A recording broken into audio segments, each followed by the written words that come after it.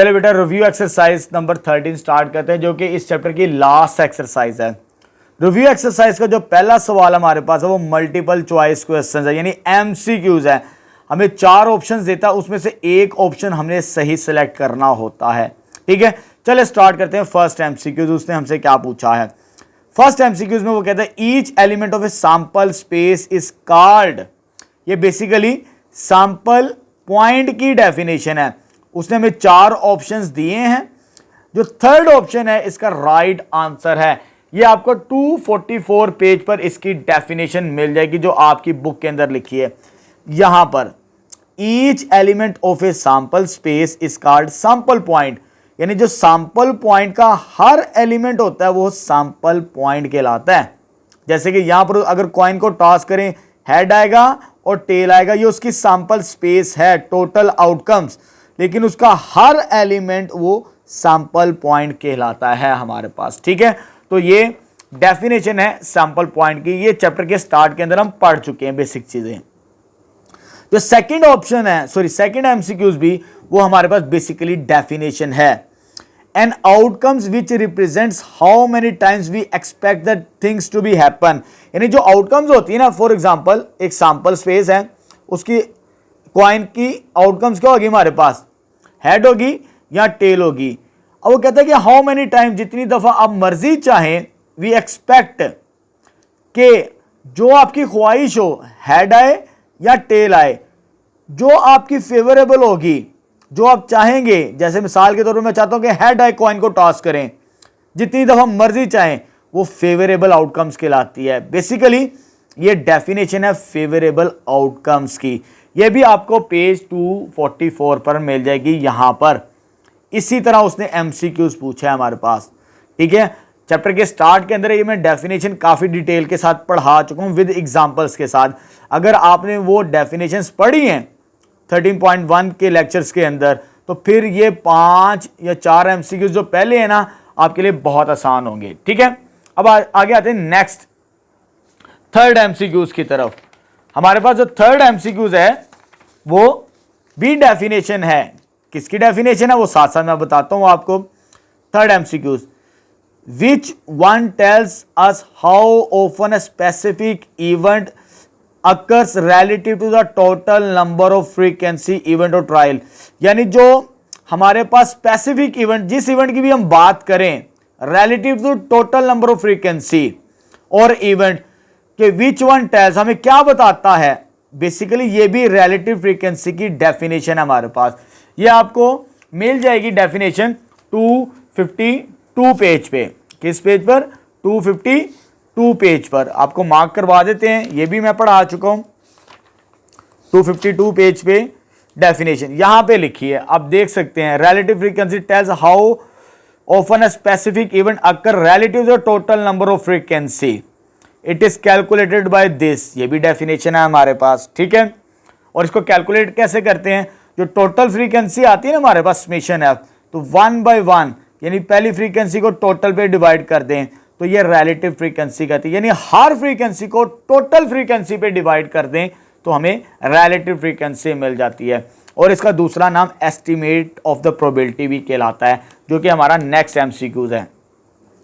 आप देख सकते हैं यहां पर उसने पूछा है estimated probability of an event occurring is also known as, जो एस्टिमेटेड प्रोबेबिलिटी होती है उसका दूसरा नाम रिलेटिव फ्रीक्वेंसी ही है, जैसे मैंने अभी आपको बताया। तो ये भी हमें मिल जाएगा 252 और 3 पेज के ऊपर ही। ये डेफिनेशन में साथ भी लिखा हुआ है हेडिंग के साथ, और यहां पर रिमार्क भी लिखा हुआ है 253 पेज पर। Relative frequency is an estimated probability. Probability में हम क्या करते थे, जिस इवेंट की निकालनी होती है उसे टोटल सैंपल स्पेस पे डिवाइड कर देते हैं, वो हमारे पास प्रोबेबिलिटी आ जाती है। ठीक है, अगर आपके जहन के अंदर प्रोबेबिलिटी का कंसेप्ट क्लियर है तो ये वही चीज होती है रिलेटिव फ्रीक्वेंसी, उसको हम एस्टिमेटेड प्रोबेबिलिटी भी कहते हैं। ठीक है, तो ये था हमारे पास फोर्थ एमसीक्यूज। अब पढ़ते हैं नेक्स्ट फिफ्थ एमसीक्यूज। पांचवा एमसीक्यूज हमें क्या कहता है, the sum of all expected frequency. अब बात किसकी कर रहे हैं, एक्सपेक्टेड फ्रीक्वेंसी। ये भी मालूम करना हम सीख चुके। Is equal to the fix number of trials, ये इसका राइट ऑप्शन बनता है हमारे पास। ये भी आपको मिल जाएगा 255 पेज पर। 255 पेज पर ये भी मैं रिमार्क आपको याद करवा देता हूं, जब हमने एक्सपेक्टेड फ्रीक्वेंसी पढ़ी थी यहां पे लिखा भी हुआ है हमारे पास, the sum of all expected frequency always equal to approximate the equal to the fix number of trials. जितने भी ट्रायल्स हों, जैसे कि यहां पर एक सवाल है, डाई को कितनी दफा रोल किया, 50 दफा, यानी ये नंबर ऑफ ट्रायल टोटल्स 50 से। जब हमने एक्सपेक्टेड फ्रीक्वेंसी निकाली, ये एक्सपेक्टेड फ्रीक्वेंसीज आई हैं हमारे पास, इन सबको जब प्लस करेंगे ना इन तमाम नंबर्स को, वो भी 50 बनता है हमारे पास। ये हमने 13.2 के अंदर एक्सपेक्टेड फ्रीक्वेंसी मालूम करना सीख ली थी। ठीक है, चले जी, अब आगे आते हैं नेक्स्ट एमसीक्यूज की तरफ। The chance of occurrence of a particular event is called, और ये डेफिनेशन है प्रोबेबिलिटी, जो कि चैप्टर का नेम भी है, चैप्टर की हेडिंग भी है। आपको ये पेज 243 पे मिल जाएगी डेफिनेशन। चैप्टर की पहली डेफिनेशन ही हमारे पास ये बनती है पेज 243 पर। यहां पर लिखी है probability is the chance of occurrence of a particular event. Probability is calculated bye given formula. इस फार्मूले से हमने सॉल्यूशंस फाइंड आउट किए थे कि प्रोबेबिलिटी को कैसे फाइंड आउट करते हैं। प्रोबेबिलिटी जो हमारे पास इज अ चांस, यानी जो भी हम किसी भी इवेंट की प्रोबेबिलिटी निकालना चाह रहे हो कितनी दफा आती है। अगर एक बात करें हेड की, इसकी प्रोबेबिलिटी होती है 1/2 और इसकी प्रोबेबिलिटी होती है 1/2। ये उसके चांस हैं आने के किसी भी इवेंट के। ठीक है, चले बेटा नेक्स्ट एमसीक्यूज पढ़ते हैं। 7th MCQs, N event which will be probably occur it has greater chance, यानी किसी प्रोबेबिलिटी के ग्रेटर चांस हो तो कब हो गए वो इक्वली लाइकली इवेंट। ये भी थ्योरी के अंदर मैं पढ़ा चुका हूं। अगर आपने मेरा फर्स्ट लेक्चर इस चैप्टर का पढ़ा है ना अच्छे तरीके से, तो फिर आपके लिए एमसीक्यूज कोई मुश्किल नहीं है, आपको यहां पर मिल जाएगा। ये उसने लाइन के थ्रू और साथ में ये पॉइंट्स लिखे हैं। ये लिखा है इक्वली लाइकली इवेंट और ये उसकी लिखा है point, an event which will probably occur it has greater chance, यानी किसी इवेंट के आने के चांसेस अगर ज्यादा हो 50% से ज्यादा, ऑलमोस्ट 75%, तो वो हमारे पास इक्वली लाइकली इवेंट कहलाता है। कौन सा होगा, सॉरी लाइकली, इक्वली नहीं लाइकली इवेंट कहलाएगा, सॉरी। ठीक है, तो इसका राइट ऑप्शन ये बनता है हमारे पास। अब आगे आते हैं नेक्स्ट। जो नेक्स्ट एमसीक्यूज है हमारे पास, बेसिकली उसने कहा कि अगर हमारे पास find out the total number of possible sample space of 4 dices. कितनी डाइसेस हैं, 4 डाइसेस, और हमें पता है एक डाई के ऊपर सैंपल स्पेस कितनी होती है, 1 2 3 4 5 6, यानी टोटल सैंपल स्पेस कितनी होती है, 6 होती है हमारे पास। ये एक डाई की है। अगर 2 डाइस की बात करें तो सैंपल स्पेस 6 की पावर 2। अगर 3 डाइसेस की बात करें 6 की पावर 3। 4 डाइसेस से मुराद है 6 पावर 4। अगर 4 डाइसेस को रोल्ड करें तो 6 की पावर 4 बनती है हमारे पास total outcomes possible sample space. ठीक है, ये इसका राइट ऑप्शन है हमारे पास। क्लियर है, अब आ गए थे नेक्स्ट। ये एमसीक्यूज आपने समझना है। 9th वाला, while rolling a pair of dice. Pair of dice से मुराद क्या होता है, 2 डाइसेस। कितनी डाइसेस, 2 डाइसेस। अगर वो कहते हैं 2 डाइसेस को रोल करें तो डबल 2, यानी दोनों डाइसेस पे 2 आएगा तो प्रोबेबिलिटी कितनी होगी। ठीक है, चले मैं पहले आपको एक टेबल बता देता हूं। 2 डाइसेस को थ्रो करें तो कितनी सैंपल स्पेस बनती है, ये आपको 245 पेज पे मिल जाएगा। 245 पेज यहां पर आप देख सकते हैं। हमारे पास ये टोटल 2 डाइसेस की सैंपल स्पेस है 36। उसने लिखा भी है टोटल सैंपल स्पेस कितनी है इन 2 डाइसेस की, 36। डबल 2, एक दफा एक एलिमेंट आया है, डबल 2, यानी दोनों डाइसेस पर हमारे पास क्या है, 2 आना चाहिए। तो जिस इवेंट की हमें प्रोबेबिलिटी निकालनी है वो कितनी दफा है, एक दफा है, डबल 2 ये चीज। और टोटल सैंपल स्पेस हमारे पास कितनी है, 36। तो प्रोबेबिलिटी ऑफ एन इवेंट 1/36 इसका आंसर आएगा हमारे पास। यानी डबल 2 की अगर बात करें जो उसकी प्रोबेबिलिटी बनेगी वो हमारे पास क्या बनेगी 31/36 डी ऑप्शन बनेगा। अब आते हैं लास्ट एमसीक्यूज की तरफ। लास्ट एमसीक्यूज हमारे पास उसने पूछा है अ card is chosen from a pack of 52 cards. कितने कार्ड्स हैं जी? Total 52 cards. ये भी हम पढ़ चुके हैं, जो ताश के पत्ते होते हैं उसमें जो टोटल कार्ड्स होते हैं वो 52 होते हैं। Find the probability of getting. Probability किसकी निकालनी है? ना हमारे पास जैक हो ना हमारे पास किंग हो। अगर आप अच्छे तरीके से 250 पेज पे ये देख लें, उसने हमें कार्ड्स के बारे में बताया है। ये टोटल कार्ड्स 52 हैं और हर एक कार्ड के बारे में उसने बताया है। वो कहते हैं ना किंग हो, ये वाले 4 किंग होते हैं, चारों किंग ना हो, और ना ही हमारे पास क्या हो जैक, ना जैक हो ना किंग हो, चारों ये वाले भी 4 कार्ड ना हो और ये वाले 4 कार्ड भी ना हो। टोटल 8 कार्ड नहीं होने चाहिए। कितने में से? 52 में से। तो इस टेबल को आपने अच्छे तरीके से पढ़ना है। अब इसकी मैं प्रोबेबिलिटी फाइंड आउट करना सिखाता हूं। तो टोटल सैंपल स्पेस हमारे पास कितनी है? 52। और जैक हमारे पास होते हैं, जैक होंगे टोटल 4, किंग भी होते हैं 4, ठीक है। इन दोनों को प्लस करें, टोटल कितने हो गए? 8। यानी इस जो हमने कार्ड सेलेक्ट करना है ना वो जैक होगा ना वो किंग होगे। यानी 52 में से ये 8 कार्ड निकाल देंगे, ना जैक होगा ना किंग। रिमेनिंग कितने रह जाएंगे जिसकी प्रोबेबिलिटी निकालनी है? 44। यानी 52 में से 8 को माइनस करेंगे तो 44 आ जाएगा। इसकी प्रोबेबिलिटी निकालनी है हमने। Probability of A is equal to n of A over n of S. तो एन ऑफ ए कितना है? 44 और ये कितना है? 52। जब इसको सिंप्लीफाई करेंगे 4 के टेबल पे कटेगा और ये आएगा 11/13। तो 11/13 इसका बी ऑप्शन बनेगा हमारे पास, ठीक है। तो यहां पर प्रोबेबिलिटी भी हमारी थोड़ी सी रिवाइज हो चुकी है, ठीक है। तो एमसीक्यूज हमारे कंप्लीट हो चुके हैं क्वेश्चन नंबर 1। अब आगे आते हैं क्वेश्चन नंबर 2 स्टार्ट करते हैं। जो क्वेश्चन नंबर 2 हमारे पास दिया है बेसिकली वो डेफिनेशंस हैं। किसकी डेफिनेशन है? रिलेटिव फ्रीक्वेंसी और एक्सपेक्टेड फ्रीक्वेंसी। ये हम पढ़ चुके हैं 13.2 के अंदर, ये मैंने आपको पढ़ा दिए हैं। अगर आप मेरे वीडियो लेक्चर्स देख लिए हैं पहले तो फिर ये आपके लिए डेफिनेशन समझना बहुत आसान होगा। आपको मैं फिर भी मार्क करवा देता हूं कि डेफिनेशंस कहां पर हैं। तो पहली डेफिनेशंस आपको मिल जाएगी रिलेटिव फ्रीक्वेंसी की। यहां पर ये रिलेटिव फ्रीक्वेंसी की डेफिनेशन है, आप देख सकते हैं। यहां से लेकर यहां तक फॉर्मूला भी लिखना है। ये पहले मैं डिटेल के साथ पढ़ा चुका हूं, आपने मेरा पहले लेक्चर देख लेना है। अब आगे आते हैं एक्सपेक्टेड फ्रीक्वेंसी। वो यहां पर आपको डेफिनेशन मिलेगी पेज 255 पर। एक्सपेक्टेड फ्रीक्वेंसी यहां से लेकर यहां तक आपने लिखनी है और ये उसका फॉर्मूला है। ये भी हम पढ़ चुके हैं, ठीक है। 13.2 का जो क्वेश्चन नंबर 5 से ऑनवर्ड थे ना, वहां पर हमने एक्सपेक्टेड फ्रीक्वेंसी मालूम करना सीख ली थी। तो आप वो वीडियो लेक्चर देखें तो दोनों डेफिनेशंस आपको मिल जाएंगी, ठीक है। इसे आपने याद करना है एग्जामिनेशन पॉइंट ऑफ व्यू से, ठीक है। तो क्वेश्चन नंबर 2 भी हमारा कंप्लीट हो गया। अब हम स्टार्ट करते हैं क्वेश्चन नंबर 3।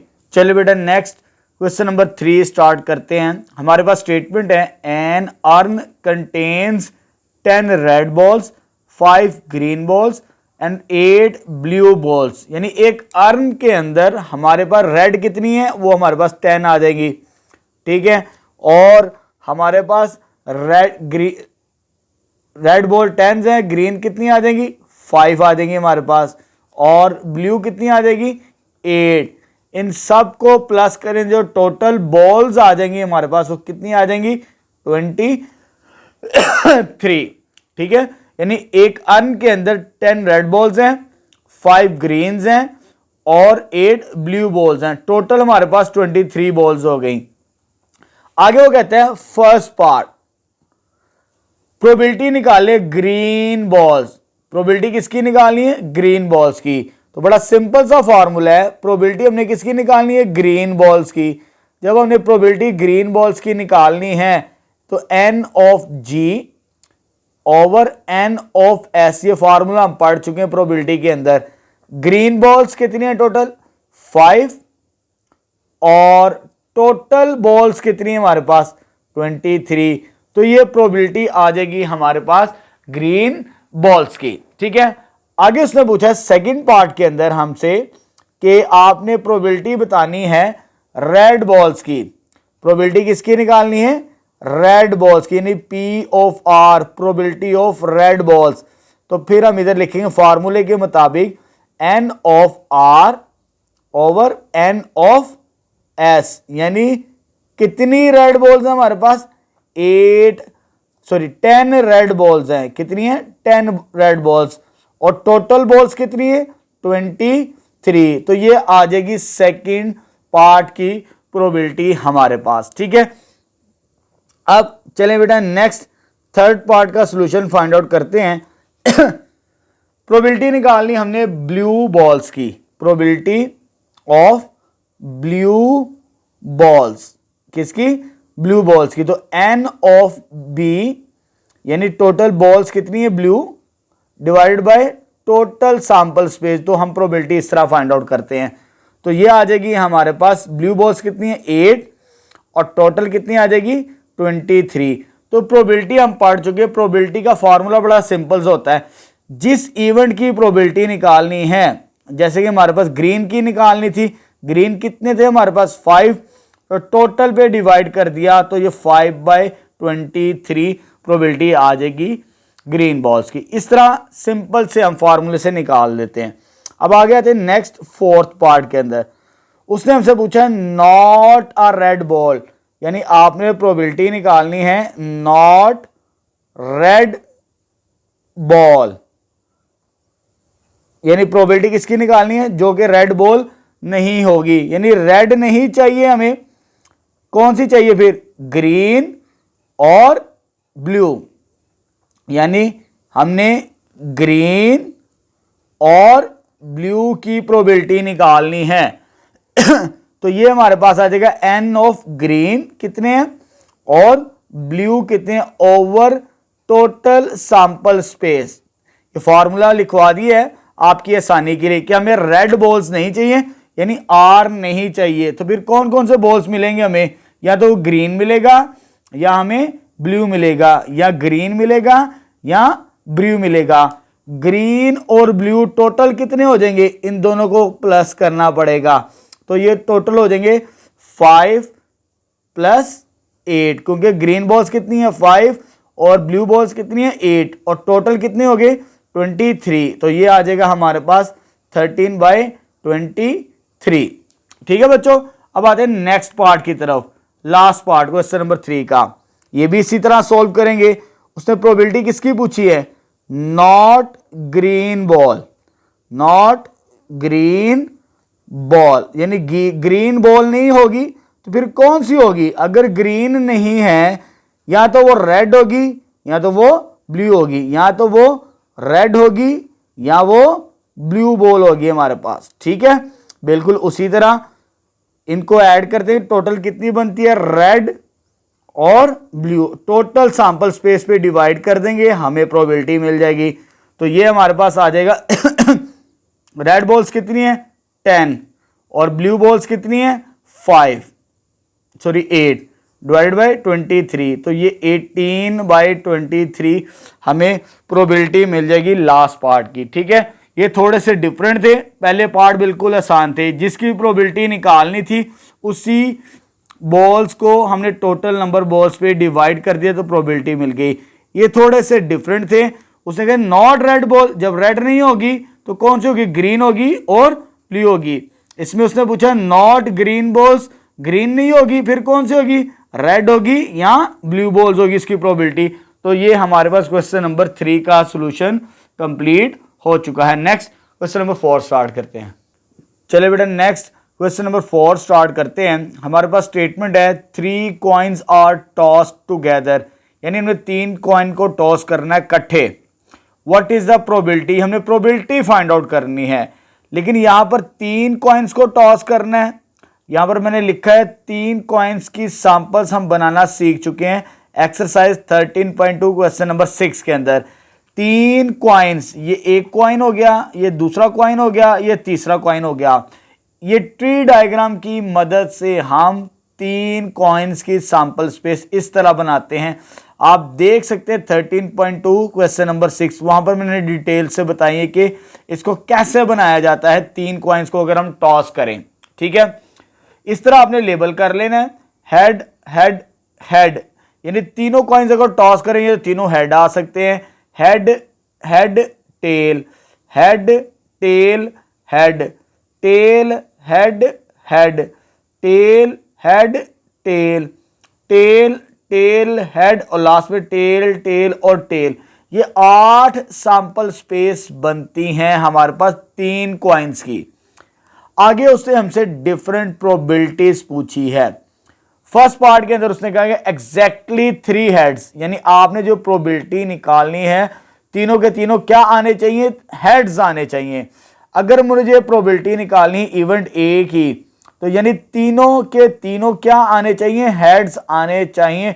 उसकी प्रोबेबिलिटी क्या होगी, तो ये तो एक दफा ही होगा हमारे पास। जब मुझे प्रोबेबिलिटी ऑफ ए निकालनी है means n of A divided by n of S, फार्मूले के मुताबिक प्रोबेबिलिटी के।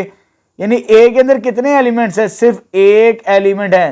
3 हेड्स है लेकिन एलिमेंट एक है हमारे पास, क्योंकि हम 3 कॉइन्स को टास्क कर रहे हैं। तो एन ऑफ ए 1 है और टोटल सैंपल स्पेस हमारे पास कितनी है, 1 2 3 4 5 6 7 8, यानी 8 सैंपल स्पेस हमारे पास आ जाएगी।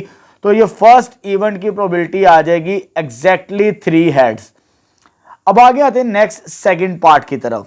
सेकंड पार्ट में उसने हमसे पूछा है इवेंट ए जिसकी प्रोबेबिलिटी निकालनी at least 2 heads, at least 2 heads की प्रोबेबिलिटी निकालनी हमने। तो ए के अंदर कितने एलिमेंट्स होंगे, कम से कम 2 हेड्स, 2 से ज्यादा भी हो सकते हैं।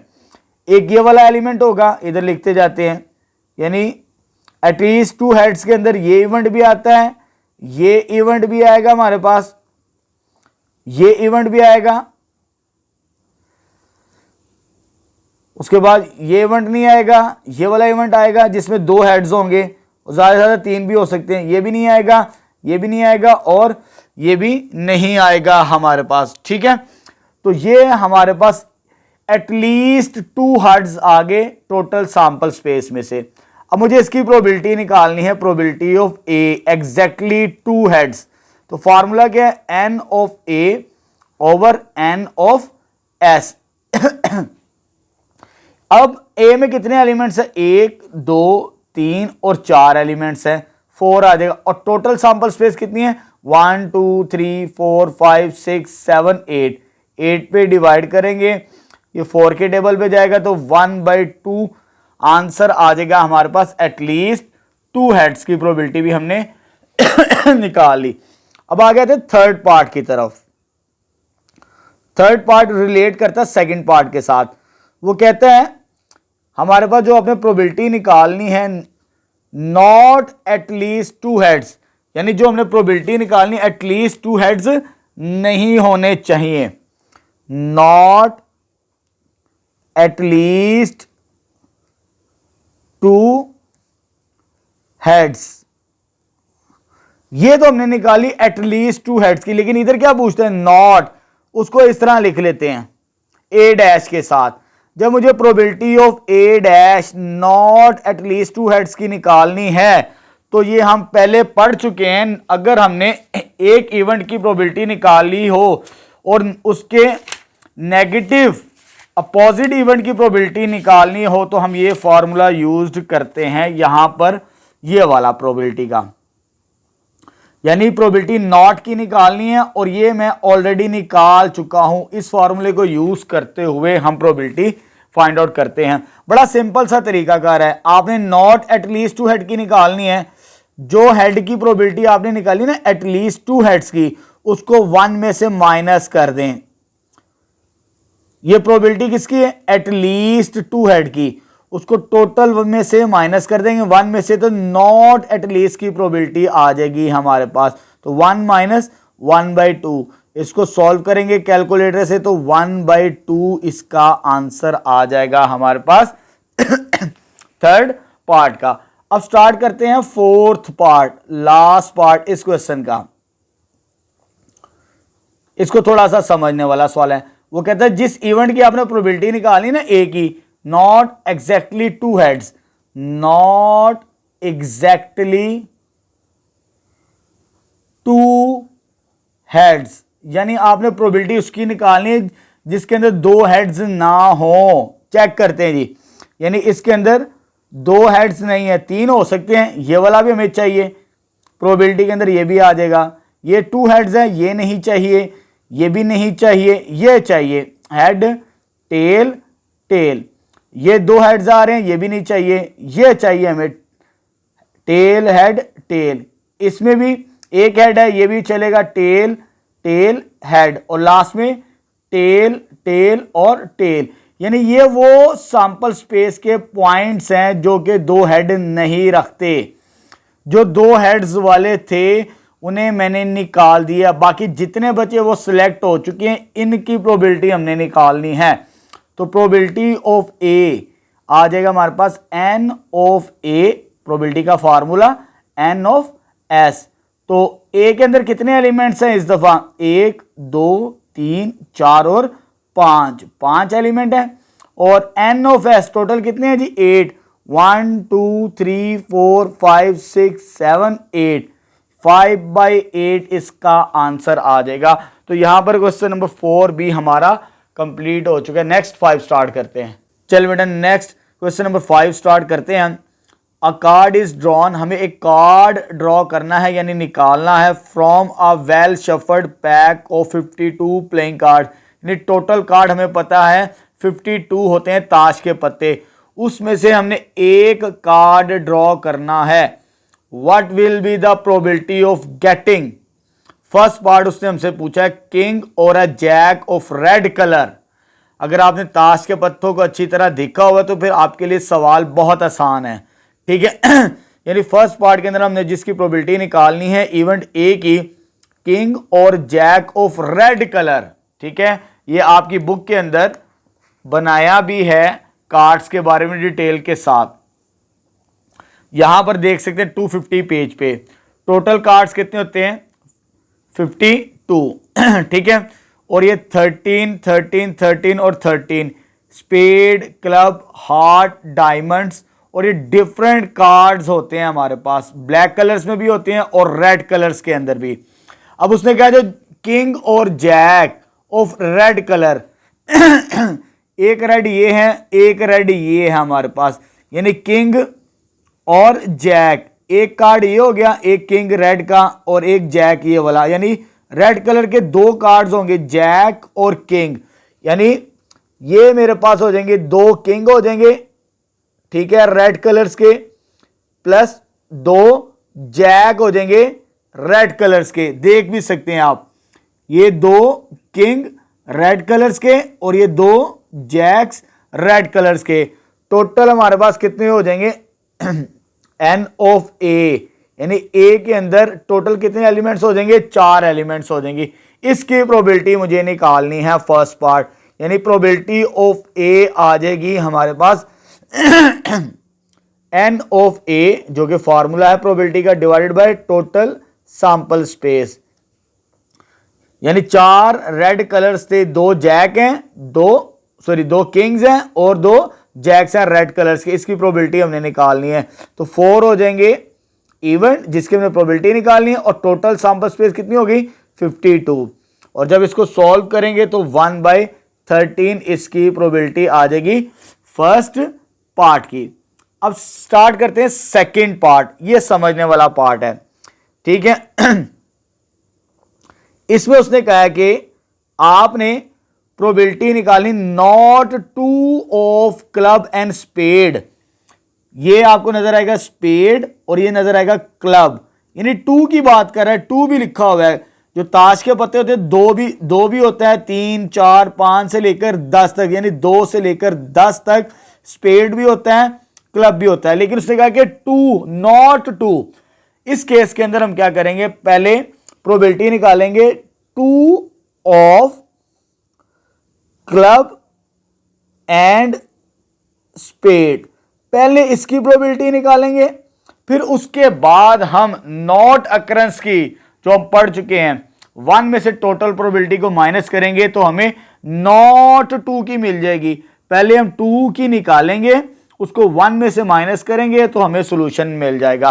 पहले तो ये तलाश कर रहे हैं टोटल कार्ड्स कितने बनते हैं, जो 2 ऑफ क्लब एंड स्पेड होगा हमारे पास।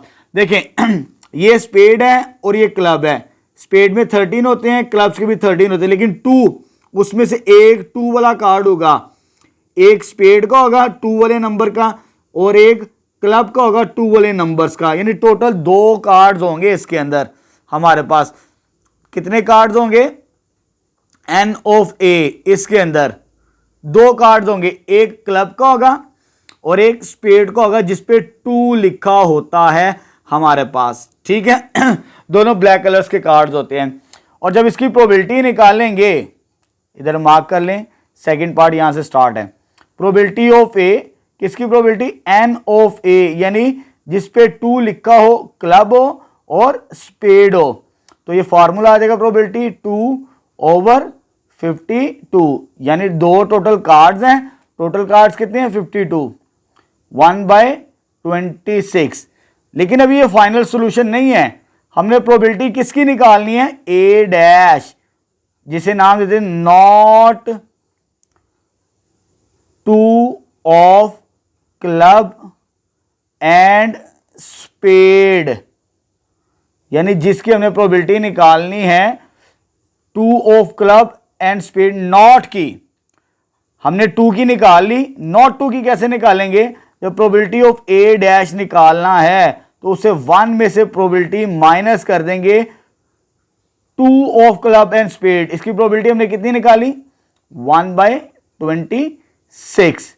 जब इसको कैलकुलेटर से सॉल्व करेंगे तो 25/26 इसका सॉल्यूशन आ जाएगा हमारे पास। तो यहां पर क्वेश्चन नंबर 5 का सॉल्यूशन भी कंप्लीट हो गया। ठीक है, चलिए नेक्स्ट स्टार्ट करते हैं क्वेश्चन नंबर 6। चलिए बेटा नेक्स्ट क्वेश्चन नंबर 6 स्टार्ट करते हैं। हमें एक डिस्क्रीट फ्रीक्वेंसी डिस्ट्रीब्यूशन गिवन है और हमने रिलेटिव फ्रीक्वेंसी फाइंड आउट करनी है। ये 13.2 के अंदर हम काफ़ी डिटेल के साथ रिलेटिव फ्रीक्वेंसी को पढ़ चुके हैं। बड़ा सिंपल सा तरीकाकार है, जो हमें डिस्क्रीट फ्रीक्वेंसी डिस्ट्रीब्यूशन गिवन है उसे मैंने कॉलम्स की शक्ल के अंदर लिख लिया, फर्स्ट स्टेप। उसके बाद क्या करना है, इन तमाम फ्रीक्वेंसीज को प्लस करना है। ठीक है, एक्सपेरिमेंट हमने क्या किया, 6 कॉइन्स को टॉस किया 600 टाइम्स, यानी हमने 6 कॉइन्स को 600 दफा टॉस किया। ये टोटल फ्रीक्वेंसी हमारे पास आ जाएगी समेशन एफ, दैट इज 600। हमने रिलेटिव फ्रीक्वेंसी फाइंड आउट करनी है। बड़ा सिंपल सा फॉर्मूला है, फ्रीक्वेंसी को टोटल फ्रीक्वेंसी पे डिवाइड करें। जैसे कि फर्स्ट फ्रीक्वेंसी क्या, 110, 110 को आपने डिवाइड करना है 600 पर, तो इसका आंसर हमें मिलेगा कैलकुलेटर से 11/60। ये आपने चेक कर लेना है। नेक्स्ट फ्रीक्वेंसी क्या है, 90, 90 को डिवाइड करें टोटल फ्रीक्वेंसी यानी 600 पर। जब इसे कैलकुलेटर से सॉल्व करेंगे ये आ जाएगा 3/20। नेक्स्ट फ्रीक्वेंसी हमारे पास कितनी है, 105। इसको टोटल फ्रीक्वेंसी पे डिवाइड करें और आफ्टर कैलकुलेशन कैलकुलेटर से हमें डायरेक्ट इसका आंसर मिल जाएगा 7/40। नेक्स्ट आ जाएगा हमारे पास 80/600, यानी इसको डिवाइड करना है हमने 600 पर, तो हमें रिलेटिव फ्रीक्वेंसी इसकी मिल जाएगी 2/15। लीस्ट कैलकुलेशन कैलकुलेटर से आप चेक कर सकते हैं। नेक्स्ट क्या आ जाएगी हमारे पास 76, 76 को 600 पे हम डिवाइड करेंगे, 76 डिवाइडेड बाय 600, तो हमें कैलकुलेटर से जो आंसर मिलेगा दैट इज 19 डिवाइडेड बाय 150। और नेक्स्ट फ्रीक्वेंसी हमारे पास 123 है, तो 123 को हम डिवाइड करेंगे 600 पर, तो इसकी जो रिलेटिव फ्रीक्वेंसी हमें मिलेगी 41/200। नेक्स्ट लास्ट जो फ्रीक्वेंसी है इसको टोटल फ्रीक्वेंसी पे डिवाइड करेंगे तो हमें आंसर मिल जाएगा 2/75। 5। तो बस सिंपल सी कैलकुलेशन है, कोई मुश्किल नहीं, आपने कैलकुलेटर को यूज करना है। फ्रीक्वेंसी को टोटल फ्रीक्वेंसी पे डिवाइड करते चले जाए 1 बाय 1, तो आपको ये आंसर्स मिल जाएंगे रिलेटिव फ्रीक्वेंसी। तो यहाँ पर क्वेश्चन नंबर 6 का सॉल्यूशन भी हमारा कंप्लीट हो चुका है। नेक्स्ट स्टार्ट करते हैं क्वेश्चन नंबर 7। चलिए बेटा नेक्स्ट क्वेश्चन नंबर 7 स्टार्ट करते हैं, जो कि इस एक्सरसाइज का और साथ ही साथ इस चैप्टर का भी लास्ट क्वेश्चन है। और यहां पर हमारी बुक कंप्लीट हो जाएगी जब हम इस क्वेश्चन का सॉल्यूशन फाइंड आउट कर लेंगे। ठीक है, चलो जी स्टार्ट करते हैं question number 7। From a lot containing 25 items, यानी हमारे पास टोटल आइटम्स कितनी है लॉट के अंदर, इधर लिख लेते हैं 1 बाय 1 स्टेप। टोटल आइटम्स कितनी है जी 25 हमारे पास। 8 आइटम्स आर डिफेक्टिव, यानी डिफेक्टिव आइटम्स हमारे पास कितनी आ गई यहां पर, इधर लिख लेते हैं डिफेक्टिव आइटम्स आ गई हमारे पास, दैट इज 8। आगे वो कहता है find the relative frequency of non defective items. हमने जो रिलेटिव फ्रीक्वेंसी निकालनी है किसकी, नॉन डिफेक्टिव की।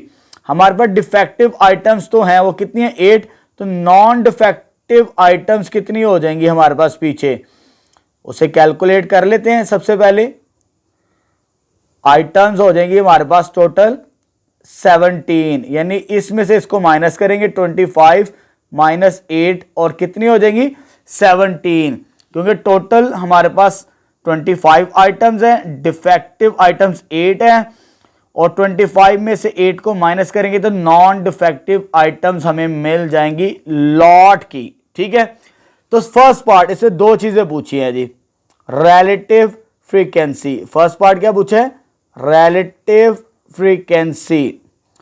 बड़ा सिंपल सा तरीकाकार है रिलेटिव फ्रीक्वेंसी का।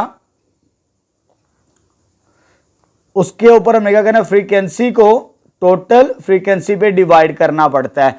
तो हमारे पास किसकी निकालनी है, नॉन डिफेक्टिव। नॉन डिफेक्टिव की तादाद कितनी है 17, यानी 17 को हम डिवाइड करेंगे टोटल आइटम्स पर, टोटल फ्रीक्वेंसी वो कितनी है 25, और जब इसको कैलकुलेटर से सॉल्व करेंगे 0.68 आ जाएगा हमारे पास relative frequency of non defective items. आगे उसने एक और चीज पूछी है second part, also find the expected frequency. Second part के अंदर क्या पूछा है, एक्सपेक्टेड फ्रीक्वेंसी।